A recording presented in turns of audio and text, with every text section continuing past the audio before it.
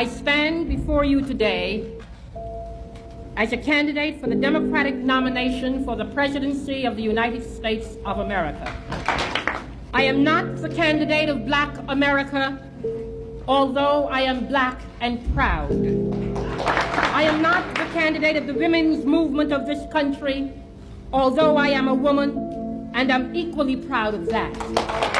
I am not the candidate of any political bosses or fat cats or special interests. I stand here now without endorsements from many big-name politicians or celebrities or any other kind of prop.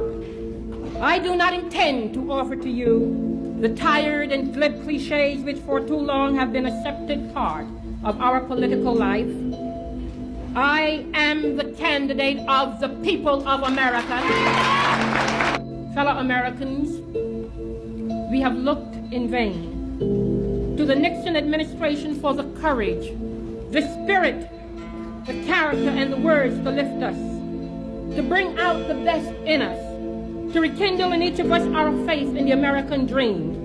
Yet all that we have received in return is just another smooth exercise in political manipulation, deceit and deception, callousness and indifference to our individual problems, and the disgusting playing of divisive politics, pitting the young against the old, labor against management, north against south, black against white. The abiding concern of this administration has been one of political expediency rather than the needs of man's nature. The president has broken his promises to us and has therefore lost his claim to our trust and confidence in him. I cannot believe that this administration would have ever been elected 4 years ago if we had known then what we know today. But we are entering a new era in which we must, as Americans, demand stature and size in our national leadership. Leadership which is fresh, leadership which is open, and leadership which is receptive to the problems of all Americans. I have faith in the American people. I believe that we are smart enough to correct our mistakes. I believe we are intelligent enough to recognize the talent, energy, and dedication which all Americans, including women and minorities, have to offer. I know from my travels to the cities and small towns of America that we have a vast potential which can and must be put to constructive use in getting this great nation together. I know that millions of Americans from all walks of life agree with me that leadership does not mean putting the ear to the ground to follow public opinion, but to have the vision of what is necessary and the courage to make it possible. Americans all over are demanding a new sensibility, a new philosophy of the government from Washington. Instead of sending spies to snoop on participants at Earth Day, I would welcome the efforts of concerned citizens of all ages to stop the abuse of our environment. Instead of watching a football game on television while young people beg for the attention of their president concerning our actions abroad, I would encourage them to speak out, organize for peaceful change, and vote in November.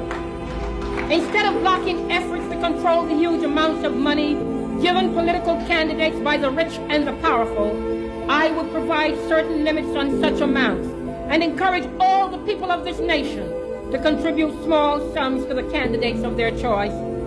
Instead of calculating the political costs of this or that policy and of weighing favors of this or that group, depending on whether that group voted for me in 1968, I would remind all Americans at this hour of the words of Abraham Lincoln, "A house divided cannot stand."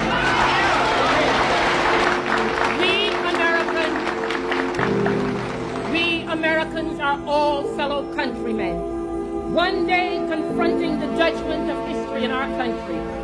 We are all God's children. And the will of each of us is as precious as the will of the most powerful general or corporate millionaire. Those of you who were locked outside of the convention hall in 1968, those of you who can now vote for the first time, those of you who agree with me that the institutions of this country belong to all of the people who inhabit it, those of you who have been neglected, left out, ignored, forgotten, or shunned aside for whatever reason, give me your help at this hour. Join me in an effort to reshape our society and gain control of our destiny as we go down the Chisholm Trail for 1970.